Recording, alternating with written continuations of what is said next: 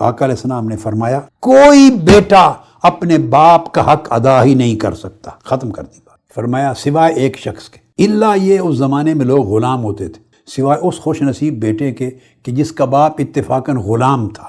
تو اس نے اپنا مال و دولت جو کمایا خرچ کر کے اپنے باپ کو آزادی دلوا دی، خرید کر آزاد کر دیا، اس کو اللہ پاک اس کے اجر میں رکھے گا کہ اس نے باپ کا حق ادا کیا۔ حضرت عمرو بن شعیب اپنے والد اور دادا کی روایت بیان کرتے ہیں کہ آقا علیہ السلام نے فرمایا اولاد کے لیے کسی شخص نے سوال کیا میرے والد کو مال کی ضرورت ہے، فرمایا انت و مالک لوالدک، تیرا مالک بھی تیرا باپ ہے اور تیرے مال کا مالک بھی تیرا باپ ہے، خرچ کرو، اس کا حق ہے۔ لہٰذا والدین پر، ماں باپ پر مال خرچ کرنے میں بخل کرنا بڑا گھٹیا فعل ہے۔ آقا علیہ السلام نے ارشاد فرمایا کہ والد جنت کا وسیع دروازہ ہوتا ہے، اگر والد کو راضی کرے، اس کے نقش قدم پر چلے، تعظیم کرے، تکریم کرے، محبت کی نگاہ سے تکے، ادب کرے، سیکھے، خوش کرے، کفالت کرے، تو اللہ پاک اسے جنت کے مین انٹرنس سے داخل فرمائے گا۔ آقا علیہ السلام نے فرمایا رب کی رضا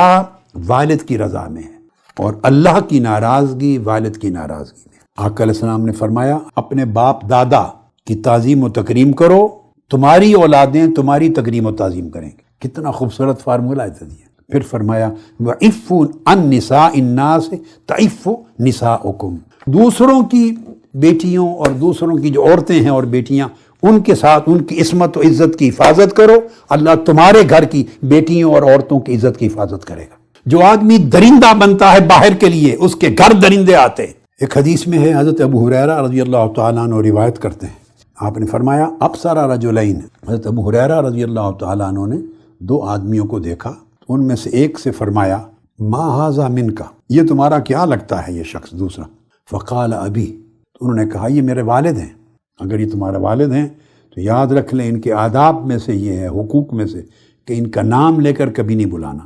اور چلو تو ان کے آگے نہیں قدم رکھنا، اور اگر کسی مجلس میں بیٹھیں تو ان سے آگے ہو کے نہیں بیٹھنا، ان کے پیچھے بیٹھنا، یہ آداب ہیں۔ علیہ السلام نے فرمایا کہ سب سے بڑے گناہوں میں سے کون سے ہیں؟ عرض کیا یا رسول اللہ، فرمایا قال الاشراک باللہ وعقوق الوالدین، اللہ کے ساتھ شرک کرنا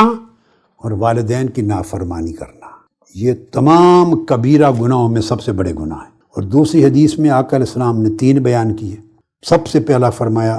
الاشراک باللہ، دوسرا فرمایا حقوق الوالدین، تیسرا قتل النفس، یعنی انسانی جان کے قتل کرنے سے بھی زیادہ والدین کو تکلیف دینا، اذیت دینا بڑا گناہ ہے۔ آقا علیہ السلام نے فرمایا ہر گناہ کا عذاب اللہ پاک قیامت کے دن تک جس کے لیے چاہے مؤخر کر دیتا ہے، سوائے والدین کی نافرمانی کے، انہیں دکھ پہنچانے کے، اذیت پہنچانے کے، ان کی بے تکریمی کے۔ ان اللہ یعجلہ لصاحبہ فی الحیات قبل الممات، نافرمان اولاد کے مرنے سے پہلے اس کی نافرمانی اور والدین کی بے توقیری، بے تکریمی، بے عزتی کی سزا وہ اپنی زندگی میں پالے گا۔ اس کی اولاد اس کا گریبان پکڑے گی، اس کی اولاد اس کو گالی دے گی، اس کی اولاد اس کے لیے نافرمان ہوگی، اور اس کو وہی اذیت ملے گی مرنے سے پہلے جو اذیت اس نے اپنے والدین کو دی۔ آقا علیہ السلام نے فرمایا کہ یہ اللہ پاک کا قانون ہے کہ 3 لوگ کبھی جنت میں نہیں جائیں گے، وہ شخص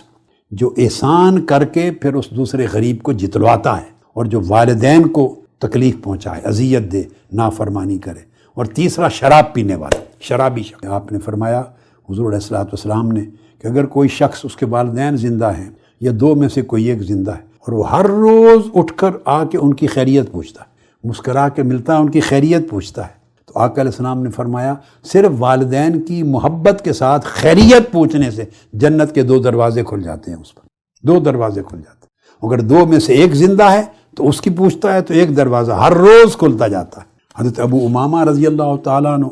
روایت کرتے ہیں کہ ایک شخص نے آقا علیہ السلام سے پوچھا ما حق الوالدین علی ولدہما یا رسول اللہ،